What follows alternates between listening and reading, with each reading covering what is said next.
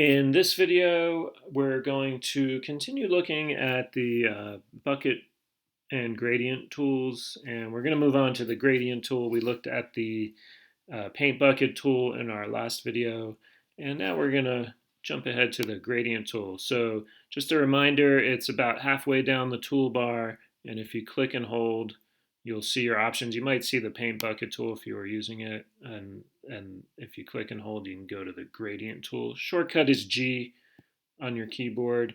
And if I haven't mentioned it recently, I just want to remind you, if you click the shortcut for a tool, for example, I'm in the brush tool because I push B on my keyboard. G is the shortcut for the gradient tool. But how do you get to the paint bucket tool if the gradient tool is showing? So you can see the gradient tool is showing. How do I get to the paint bucket? Because if I click and hold, all three of these are G. So how do I get to the other ones just using the keyboard? Well, the way you do that is you hold down Shift. So if you do Shift and G, you can see the paint bucket tool scrolling through, or this tool scrolling through the different options.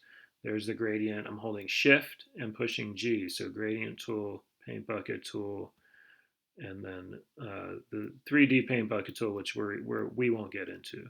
But there's the gradient tool, and you can do that with all these. For example, this is U. The shape tool is the letter U. So if I click U, I go to that tool, and if I hold down Shift and then push U, you can see it scrolling through the different shape tools there, and you can just push U till you see the one you want. Okay, let's check out that gradient tool. This is a really fun tool, and what I'm going to do is make a new layer. And once again, if you don't see your layer window, Window, Layers. Click on Layers and your layer window will pop up. New layer is the little plus sign at the bottom right of the layer window. So you've got a new layer. Click on that layer. Make sure you have the new layer selected. And your gradient tool, when you click on your gradient tool, you'll see this pop up in your tool options bar. And that's going to tell you what the gradient tool will lay down. So when you click with the mouse on the gradient tool, click and hold, and then start dragging the mouse or dragging with your keypad or your mouse pad, you can see a line stretching out, and you can turn that in every different direction. And what I'll do is I'll just let go so we can see what happens, and then I'll tell you what the line and the angle and everything do. So you can see that there's a gradient, and the gradient is from this color to this color, and it's a shift. So that's what the gradient means, is it's a shift from this color to this color. And that's what this indicates here, is it says the gradient will be from this color to this color. So there's several things you can change about the gradient tool. One is the colors, and the others are the angle of the color and how fast or how in what space on the canvas the shift happens. So if I click in the same starting point and only make a really short line, you can see that the shift happens really quickly. And the shift happens in the length of the line that I choose to draw. So again, I'll draw to here, and you can see where I started is this circle, and I'll just end here and leave the mouse there. And you can see that the shift happens from where you let go of the mouse to where you started. So that's what you're controlling by how long the line is. If I go all the way down, it'll shift really gradually all the way down. And you can even go off the canvas, and then you won't even see the other color because it's actually out here. So the end color is all the way out here, so you don't even really see it. And it's a really gradual shift in that case. So in this one that I just drew, you also see what else the line indicates, and that's the angle of the shift. So if I start up here and go straight down, it'll shift from the top to the bottom, and if I go from left to right, it'll shift from left to right, and of course any angle that you draw it in, that's the angle that the shift will happen in. And the length of the line is the area in which the shift will happen. And the last thing we can change are the colors themselves. So if you go to your gradient and click on this little arrow, there's preset colors. And basics are going to be your foreground and background color. So if I change my foreground color to purple, then I go to basics, you can see it's now purple to white. So it'll be purple to white, your foreground color to white, your foreground color to clear, and then black and white. And then there's lots of other ones. So there's your blues, lots of different ones there, purples, pinks. You can see all the different colors, preset, iridescent, really fun things going on here, pastels, neutrals, cloud. So lots of preset colors for you to choose from, preset gradients. And you can set custom gradients. So let's choose one of these first, and then I'll show you how to set a custom gradient. And we'll just select one here. How about this one? And you can see that there's the shift. It's a greenish shift. And I do want to go back here real quick and just go to, so this basic, and my foreground color is purple, so there's going to be a purple to clear. Let's see what that does if I draw over this green. So if I go from this angle to here. Now it was purple to clear, so it's just purple and then it's clear, and then you were seeing the green that was already there under it. And if I go this way again, the purple is there, and then the green, because the purple is shifting to clear, it's not affecting anything down here.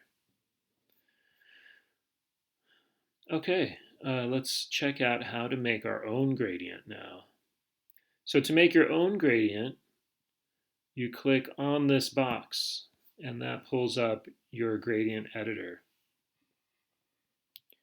And you can click on make a new one, or you can work from one that's already there, like this one. You can work from that and just change it, or you can make a new one and it'll add it. There, it just copied it right there. And then when you change it, it'll save it as a new one. Okay, so the way to change a gradient is, firstly, these little boxes are going to be the color. So you click on the color, double click on the color, and you can set it to whatever you want. Let's go with that color. And let's keep those two colors. And you can add as many colors as you want in between. So, well, firstly, before we add another color, there's also this here. So this little diamond here sets the center of the shift. So if I move it here, you can see the shift starts here. So where the color will be in the center of the shift. And you can make it shift more towards down here, or place it right in the middle, and it kind of locks in the center. The center will be 50%. And you can click anywhere right below the color. So if you click right here, it'll add in another box, and you can set that, double click on it, and set it to any color you want. We'll just select that green.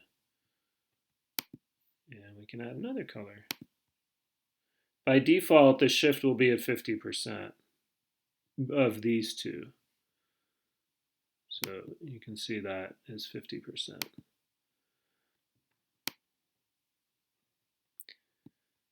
And you can double click on that one and set that color there. Smooth that up a bit. Move this one up a bit. Okay. And now we have this fun color shift here. We can hit OK, and you can see that that's up there. And if I draw Okay, that, I don't know why that just happened. I think I slipped on my keypad, my mouse pad there. Let's undo that. Okay, let's try that again. And there's the shift. Okay, I want to show you a couple more things about the gradient tools. So we're going to look up here in our tool options bar, and we're going to look at these settings right here. And we're going to check out what happens when we play with our blend modes and the gradient tool, because it can have really fabulous effects. Okay, so these are right now. We've had just a linear. It's called a linear gradient. It shifts in a straight line, so it shifts from here to here, or from wherever I draw, in whatever angle I draw the line. Let's see what happens if I click on this. This is called a radial gradient, and you can see that just popped up there if you hover over it. And a radial gradient, it goes from the center, and it's a circular gradient.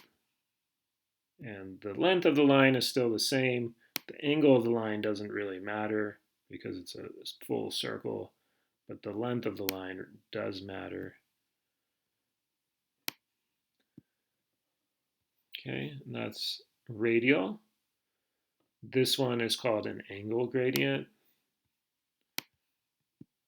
And what it does is it shifts around the line.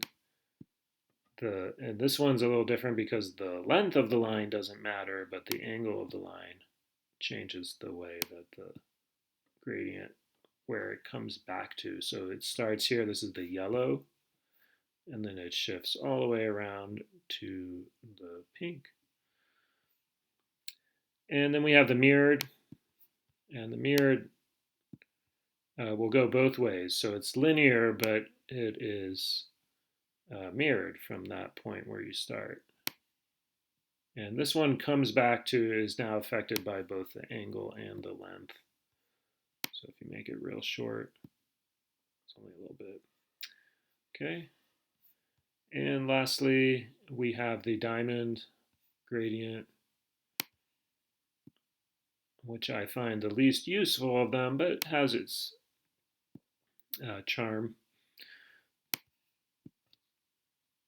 Okay, so that one is the diamond, and you have several different options there. Okay, lastly, we're going to check out the mode. And if you'll recall, when I taught how to use blend modes, I suggested to always use the blend modes in your layers. And I hold to that. However, when you're doing gradients, you can do really cool things by using your blend mode in the actual gradient tool. So if you go to your tool options bar in your gradient tool and change your mode, and let's try difference. I find difference to be a really interesting one, especially with this angle tool. And you can see that every time I draw a gradient, it's going to change the way it blends. Before, as I drew a new gradient, right, when we go to normal, if I draw a gradient and there's already something in my canvas, it just covers it each time. But when changing the blend modes, it changes how the new gradient that I'm drawing blends with the one that's already there. And it can really create some spectacular effects.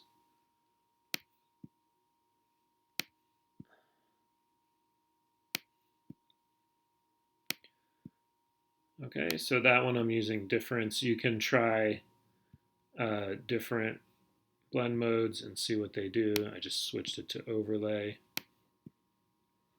And you can see you can create really cool like background designs and shapes and textures.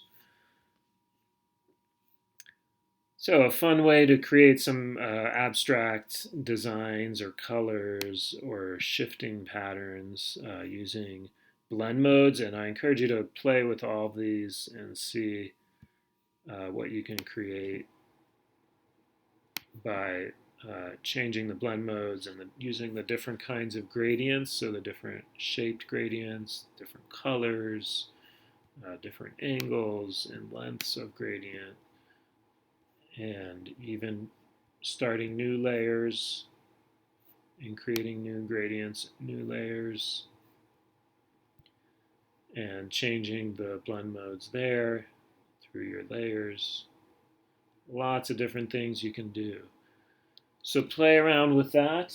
Um, Gradients, blend modes, shapes of gradients, colors of gradients, angles of gradients, and lengths of gradients. And have fun with it. I will see you in the next video, in which I will talk about clipped layers. And we'll kind of bring, once we've gone over clipped layers, we'll bring together all the things we've gone over: shapes, blend modes, fill bucket, and gradients, and some things from previous lessons like photos and clipping photos, and we'll bring them all together. So next video, clipped layers, and then onward. I'll see you there.